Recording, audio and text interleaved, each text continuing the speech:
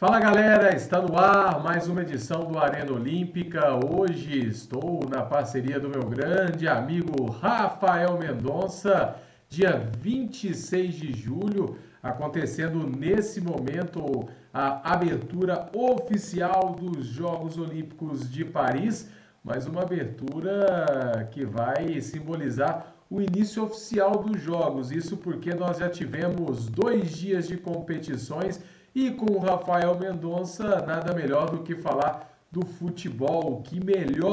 O que de melhor aconteceu no futebol olímpico nesses primeiros dias. Rafa, seja bem-vindo no canal Arena Olímpica. É um prazer receber aqui para falar de coisa boa, falar do nosso futebol.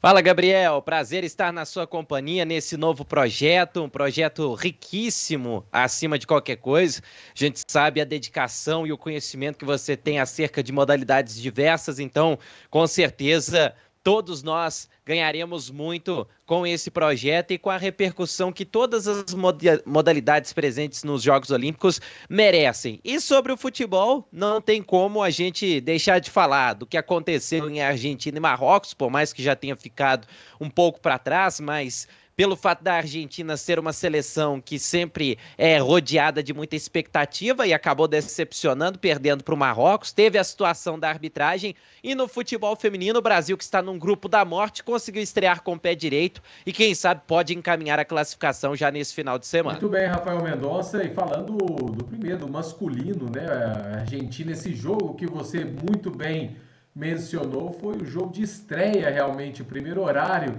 dos Jogos Olímpicos.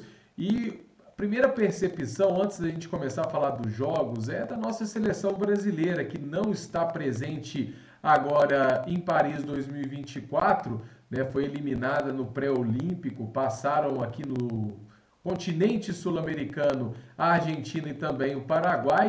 E aquela coisa, né, Rafa? É algo que é difícil da gente entender quanto brasileiros, a gente que mora num país aí do futebol, mas, né, eu acredito que se passasse o Brasil vinha também com chances. Você também tem essa percepção que se o Brasil tivesse nesses jogos, era sim um forte candidato à medalha e talvez até a medalha de ouro? Era candidato sim, Gabriel, mas pela qualidade dos jogadores que tem, não pelo trabalho que vinha sendo desenvolvido. O Brasil, ele espanta essa ausência dos Jogos Olímpicos justamente por ser ouro nas últimas 2 edições. Mas quando a gente para analisar o contexto da preparação da seleção para os Jogos Olímpicos, já não assusta tanto. Primeiro que o Brasil foi colocar no comando da seleção olímpica um treinador que jamais se destacou por trabalhos notórios em categorias de base. O Ramon Menezes foi um treinador que saiu de auxiliar para treinador do dia para a noite no Vasco e depois rodou em outras equipes de menor escalão do futebol brasileiro sem destaque algum. Então, que experiência treinando base o Ramon tem a ponto de conduzir uma seleção às Olimpíadas? Nenhuma. Tanto é que o Brasil era um poço de desorganização, mesmo com uma geração muito boa. A geração brasileira é muito boa. Ela só é mal treinada e mal gerida, e aí nem falo só pelo Ramon Menezes, mas por toda a CBF. Na última edição, por exemplo, dos Jogos Olímpicos, a gente tinha o André Jardine no comando, que é um treinador que hoje está muito bem no México, recentemente foi campeão mexicano com o América e tinha anos de trabalho no Sub-20 do São Paulo, que é uma das melhores bases do futebol brasileiro. Anteriormente, em 16, Micali, mas ali com uma pincelada do Tite, então não dá nem para colocar totalmente na conta do Micali, mas é outro treinador que até aquele momento também tinha experiência com seleções de base. Então, para esse ciclo em si, o Brasil errou e errou além da conta, porque todos foram equivocados, esse foi mais equivocado que o normal. E em contrapartida, outras seleções latino-americanas se prepararam muito melhor para isso. Nos últimos anos, a gente viu uma evolução muito grande das categorias de base do futebol colombiano, do futebol venezuelano. O crescimento do futebol de base na Venezuela é um negócio absurdo e hoje a seleção sub-20 venezuelana é muito mais organizada que a brasileira. O Uruguai sempre teve boas seleções de base, a Argentina também. Então, enquanto outras se organizaram, o Brasil foi empurrando com a barriga só na base da qualidade dos jogadores que tem. Em algum momento, a qualidade sem organização não é o suficiente suficiente, e foi o que aconteceu para que o Brasil não se classificasse para as Olimpíadas. E é triste mesmo, porque a gente vê, né, até no primeiro dia de Jogos Olímpicos, o Brasil ficou fora, nós tivemos o futebol e o rugby 7, e o Brasil não classificou em nenhuma das duas modalidades. Aí uma pena realmente, uma modalidade a menos para a gente acompanhar nesse sentido e para a gente torcer para o Brasil. E Rafa, como você mesmo disse, dá aquele resumão, né, dessa primeira rodada e tendo como grande destaque, obviamente, no futebol masculino, essa primeira partida entre Argentina e Marrocos, um jogo que já tinha sido dado como terminado, aquela coisa toda, mas que depois de 2 horas volta aí com gol anulado, aquela coisa maluca que a gente viu no primeiro dia de jogos, para começar bem ou não os Jogos Olímpicos de Paris em 2024. Acho que em termos de candidatas ao ouro no futebol masculino, a gente pode colocar aí a França, que estreou bem, vencendo no primeiro jogo os Estados Unidos por 3-0. A Espanha também tem uma base muito boa e com alguns nomes formados no Barcelona, que nos últimos anos revelou muitos atletas, mas não necessariamente todos eles conseguiram vingar, porque o Barcelona hoje é um clube muito desorganizado. E a Argentina era apontada como uma dessas seleções favoritas, mas acabou perdendo para o Marrocos, que fez um grande jogo. E esse jogo Argentina e Marrocos, ele tinha tudo para ser a melhor partida da estreia se não fosse a bizarrice que aconteceu na reta final. Primeiro, com 15 minutos inexplicáveis de acréscimos dados pelo árbitro, o jogo não ficou paralisado o tempo suficiente para 15 minutos, não teve nenhum atendimento, não teve excedente de substituição, não teve invasão de campo, não teve catimba por parte da Argentina, porque a Argentina estava atrás no placar, então não teve a menor justificativa para um acréscimo tão longo como foi o desse jogo entre Argentina e Marrocos. Outro ponto que a gente precisa destacar, porque o principal não foi o tempo de acréscimo, mas se o tempo de acréscimo tivesse sido correto, tudo o que aconteceu poderia ter sido evitado, porque aos 90 mais 15 mais 30 segundos é que sai o gol de empate da Argentina. E aí gera uma revolta absurda dos torcedores do Marrocos que ameaçaram invadir o campo.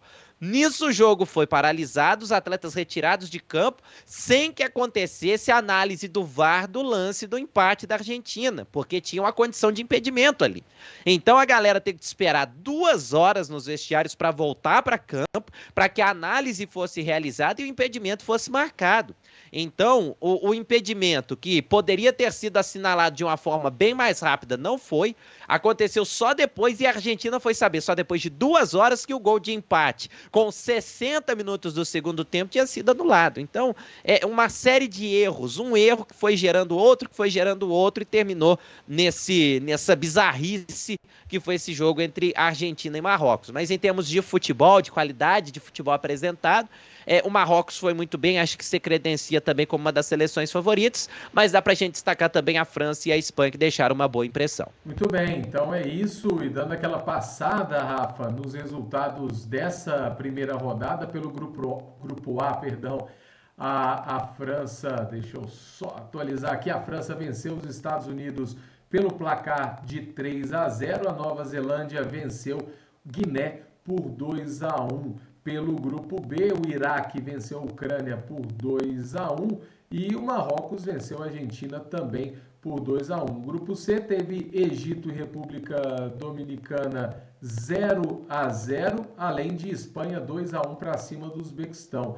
E no grupo D tivemos aí Mali 1-1 com Israel e o Paraguai, que foi no lugar do Brasil para perder para o Japão pelo placar de 5-0. Então, esses os jogos da primeira rodada do futebol masculino lá em Paris, né? Esses jogos que estão começando nesse momento e vamos passar depois agora, né, já para o feminino, mas antes, Rafa, é só um comentário aqui, eu queria que você falasse em cima disso também, porque a gente percebe muito em Jogos Olímpicos que o futebol masculino ele é meio deixado de lado, até por conta de ser sub-23, né? O Brasil é atual bicampeão olímpico e a gente observa que não existe uma valorização muito grande, até por conta dessa questão de idade, né? Uma questão que já está na regra e faz algum tempo. Já do lado feminino, os Jogos Olímpicos eles equiparam realmente a uma conquista de Copa do Mundo. Então, ontem, acompanhando os jogos do futebol feminino, a gente até observa um nível, né, maior em relação ao masculino do que a gente é acostumado a assistir normalmente em jogos de seleções. Eu acredito que até em relação à competitividade, o feminino se torna um pouco mais interessante em Olimpíadas, né? Com certeza, e eu acho que tem uma questão histórica nisso, ô Gabriel, que é o seguinte: infelizmente, o futebol feminino ele demorou demais para ter visibilidade, mas demorou muito mesmo. Então, quando vem o futebol feminino para as Olimpíadas, é nas Olimpíadas que as mulheres, através do futebol, tinham maior possibilidade de serem vistas. Então, era natural utilizar dessa competição para que a modalidade se tornasse mais divulgada e mais visualizada. No masculino, não. O futebol masculino conta com a Copa do Mundo desde a década de 30. Então, sempre teve uma série de competições mais tradicionais para tornar o futebol masculino mais visível. Então, eu acho que essa questão histórica e essa questão estrutural também acaba fazendo com que as Olimpíadas sejam uma espécie de competição mais tradicional no futebol feminino que no masculino. E no masculino eu acho que a tendência é continuar um pouco nessa água de salsicha para alguns lados. Acho até que o Brasil, em alguns momentos, se importou demais com o fato de não ter um ouro olímpico. Porque, por exemplo, em 2016, quando o Brasil foi com tudo para conquistar o ouro no Rio de Janeiro, a seleção brasileira era a única que tinha, por exemplo, o Neymar. A Argentina não levou o Messi para as Olimpíadas, Portugal não levava Cristiano Ronaldo, a Alemanha não levava o Toni Kroos. Então, a gente sempre via um excesso ali de preocupação dos brasileiros com o futebol masculino, mas de um modo geral, por já terem outras competições há mais tempo sendo disputadas, acaba que pro feminino as Olimpíadas são muito mais relevantes do que para o futebol masculino. Muito bem, Rafael Mendonça, e já vamos pegar esse gancho aí para falar do futebol feminino, uma primeira rodada diferente do masculino, porque o masculino são 4 grupos com 4 equipes, aí fica fácil a conta, né?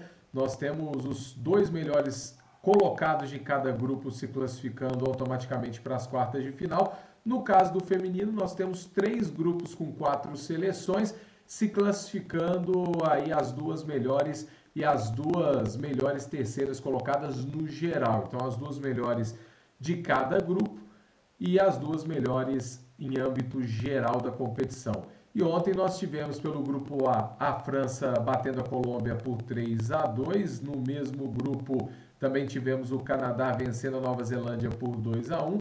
Grupo B para a Alemanha 3, Austrália 0, Estados Unidos 3-0 para cima da Zâmbia. No grupo do Brasil, grupo C, a Espanha venceu o Japão de virada 2-1 e o Brasil 1-0, resultado magro para a seleção brasileira. A expectativa fosse até que fosse até uma goleada, né, Rafa?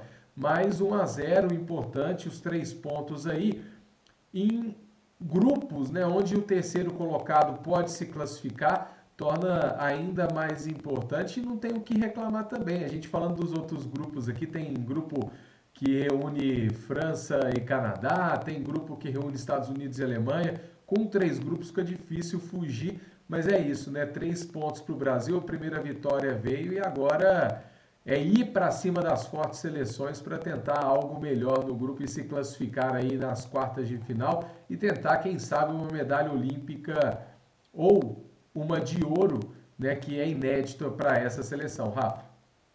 Com certeza, é um trabalho de reconstrução, Gabriel, que foi iniciado lá com a Pia, né? As críticas em cima da Pia foram muito grandes pelo desempenho do Brasil na Copa do Mundo Feminino. E acho que são justas, até porque realmente na Copa o Brasil ficou muito abaixo. Algumas opções da Pia em termos de convocação também deixaram um pouquinho a desejar, mas ela iniciou um trabalho pós-Copa de 19, quando sai o Vadão, que foi muito importante, porque o Brasil naquele momento marcava o fim de uma geração de Marta, Cristiane, Formiga, Mônica, etc.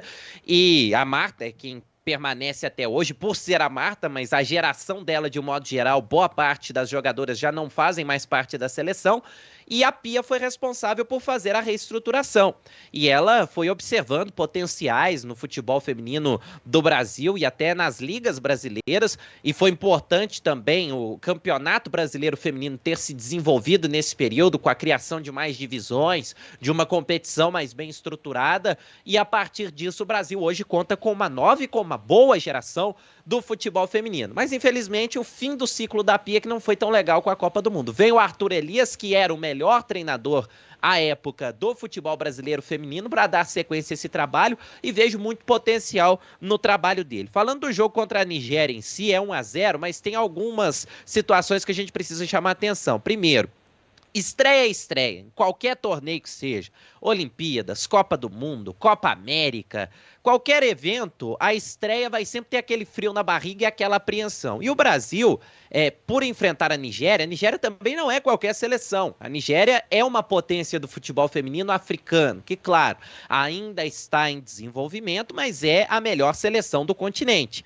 Então o Brasil enfrentou uma Nigéria que tem muita velocidade, muita imposição física, e nos primeiros minutos até teve uma certa dificuldade a seleção brasileira, porque o Arthur Elias gosta desse trabalho de marcação-pressão, e a Nigéria começou a escapar com uma certa facilidade e velocidade, e exigiu muito da Lorena, goleira que defende o Grêmio, que é uma excelente goleira. Há alguns anos já é a melhor goleira do futebol brasileiro, ainda que na última Copa a nossa goleira tenha sido a Letícia, mas a Lorena já fazia por merecer naquela época, e foi até um dos questionamentos feitos à Pia. E a Lorena agora mostra que de fato é a goleira da seleção, porque quando foi exigida nos momentos de perigo da Nigéria, ela foi muito bem. Depois desse susto inicial, o Brasil começou a se encontrar no jogo, colocou um pouco mais a bola no pé, e a partir disso passou a levar perigo. Teve até um gol anulado, marcado pela Marta, bem anulado por uma questão de impedimento, mas depois o Brasil, com a Gabi Nunes, que até estava um pouco sumida no jogo, faz o golaço, um bonito gol, 1-0, no finalzinho do primeiro tempo. E tem uma questão tática da seleção brasileira nessas Olimpíadas, que o Arthur Elias traz, que também é muito importante a gente destacar. Ele sabe aproveitar bem a Marta, a qualidade técnica da Marta. Com a Pia, a gente sempre via a Pia muito focada no jogo coletivo, e claro, tá certo, é um dos pontos principais, mas exigia funções táticas muito fortes para a Marta a essa altura da carreira. Por exemplo, a Marta ajudar a acompanhar a lateral, não tem condição. Hoje, o Arthur Elias, ele monta a seleção brasileira sem uma referência no ataque, muito por uma questão de força maior. Ele tinha a Bia Zanerato, mas ela acabou se machucando e não foi para as Olimpíadas. Então ele monta um ataque sem uma atacante de referência, Gabi Nunes e Gabi Portillo. A Gabi Portillo é outra atacante de mais velocidade que joga no Corinthians, e um meio-campo com Yaya e Duda Sampaio, que tem muita intensidade, e a Ludmilla, que é uma jogadora muito veloz, que dá condição de puxar o contra-ataque, mas dá condição também de voltar na marcação. Então, são 5 jogadoras podendo cumprir funções táticas, para uma ficar um pouco mais solta, que é a Marta. Então, nesse esquema, a Marta, mais livre na frente, está sempre em condições só para pifar, para distribuir o jogo. E nisso ela foi muito bem, foi um dos grandes nomes da partida, mesmo não tendo feito o gol, não tendo sido dela o gol da seleção brasileira. Depois, no segundo tempo, o Brasil acabou desperdiçando algumas oportunidades, o tempo foi passando, 1-0 foi se mantendo, e aí na reta final, se levar um jogo para uma reta final com 1-0 é sempre muito perigoso, mas a Lorena apareceu mais uma vez e foi um dos nomes da partida. Então, de um modo geral, não vi o Brasil perder o controle do jogo. Vejo essa seleção do Arthur Elias com uma proposta de jogo bem definida, ele conseguindo aproveitar bem o máximo de cada uma das jogadoras, e principalmente valorizando a figura da Marta, que vai para as últimas Olimpíadas, e que, se bem aproveitada, é de um ganho técnico muito grande para a seleção brasileira. Muito bem, Rafael Mendonça, passando tudo, né, dessa rodada do futebol feminino. A gente já falou aqui dos placares, mas e em relação, Rafa, para a gente terminar aqui esse papo de hoje, passar limpo essa primeira rodada, o que te pareceu como grande destaque aí das equipes que já estrearam? Todas, na verdade, já estrearam ontem, né, no dia 25 de julho. Mas o que mais te pareceu interessante aí? Nós temos os Estados Unidos com muita tradição, a Alemanha da mesma forma, a Espanha vencendo um sufoco aí também contra o Japão, mais atual campeão mundial. O que você projeta aí como favoritismo a medalha de ouro ou as medalhas ouro, prata e bronze nos jogos desse ano? Cara, a seleção da Espanha vem muito forte. Acompanhei, inclusive, o jogo entre Espanha e Japão, até para ter esse panorama do que o Brasil vai enfrentar. E a Espanha, não à toa, é a atual campeã mundial, porque tem uma geração muito boa. A Bonmatí, que é a atual melhor jogadora do mundo, jogando com uma facilidade no meio de campo da seleção da Espanha, tanto é que foi autora de um dos gols da vitória. E é uma seleção que segue uma mesma filosofia do futebol masculino. Então a gente vê uma padronização de ideia de jogo, que é algo que é importantíssimo e de se valorizar. Que a Espanha tem uma característica de toque de bola e muita tranquilidade. Por exemplo, o Japão já não é aquele Japão que foi vice-campeão mundial em 2015, mas é um time que, com o passar dos anos, sempre mantém aquela característica de ser taticamente impecável. Sempre um time muito dedicado taticamente, por mais que tecnicamente falte um pouco em alguns momentos. E o Japão deu muito poucos espaços para a Espanha, mas a Espanha teve muita tranquilidade para trabalhar a bola e fazer os gols. Então a Espanha, além de ser um time muito bem treinado, é um time que conta com grandes jogadoras e é a base do Barcelona, que hoje é o melhor time do mundo no futebol feminino. Mas claro, você destacou bem a Alemanha é muito legal, que também vem com uma geração nova, mas tem a Pop ali no meio de campo, que é uma jogadora remanescente das antigas gerações vitoriosas da Alemanha, para dar esse ar de experiência para essa geração nova alemã. E os Estados Unidos também já não vem com aquela força de outros momentos, mas é um time que é muito tradicional e tem um trabalho muito sério em torno do futebol feminino, tanto que muitas jogadoras da própria seleção brasileira jogam nos Estados Unidos. Mas se fosse assim para destacar de fato uma seleção que me chamou a atenção nessa primeira rodada, eu destacaria a Espanha. E olho também na Colômbia, porque a Colômbia perdeu para a França por 3-2, mas é uma das seleções que vai despontando como uma força sul-americana também. E é muito legal de ver jogar a Linda Caicedo. Olho na Linda Caicedo, tem apenas 19 anos. Na última Copa do Mundo ela já foi destaque pela seleção colombiana, já saiu da Colômbia, já está jogando no Real Madrid. Então é uma atleta também para a gente ficar de olho nessas Olimpíadas. O profeta Rafael Mendonça. E quando ganhar, você vai ter que cobrar, Rafa. Olha, você lembra o que eu falei depois da primeira rodada de Jogos Olímpicos? Tá Agora, aí se perder, a registrado. gente murcha também, né? Exatamente, esquece do dia de hoje. Mas, Rafa, muito obrigado. Passada a régua nessa primeira rodada do futebol. Assim que o futebol for acontecendo, for passando as fases aí, a gente sempre batendo aquele papo muito legal, né, do principal esporte do Brasil dentro dos Jogos Olímpicos. E mais uma vez, Rafa, é uma honra, um grande prazer te receber aqui no Arena Olímpica. Lembrando que o canal tem parceria, né, uma parceria bem bacana aí com os canais digitais do Lavras TV. E é isso aí, né? Tamo junto lá, tamo junto aqui, sempre batendo papos super legais. Valeu, Gabriel. A honra é toda minha de participar, de ter sido convidado para esse projeto. Infelizmente, eu não tenho essa gama de domínio sobre as modalidades, como você, um grande conhecedor do esporte, tem, mas a gente tenta contribuir de alguma forma e já falei isso em outras oportunidades, faço questão de reafirmar. A gente se conheceu lá no Lavras Vôlei, nos tempos de Lavras Vôlei, lá em 2019, quando eu fazia a cobertura dos jogos e você estava envolvido no projeto. O cara sempre atencioso, sempre de um coração enorme, muito cordial com todos, e por isso não pude pensar duas vezes quando você me fez o convite para participar. Estamos sempre às ordens. Muito obrigado, Rafael Mendonça. É isso, bem recíproco, né? Essa questão nossa.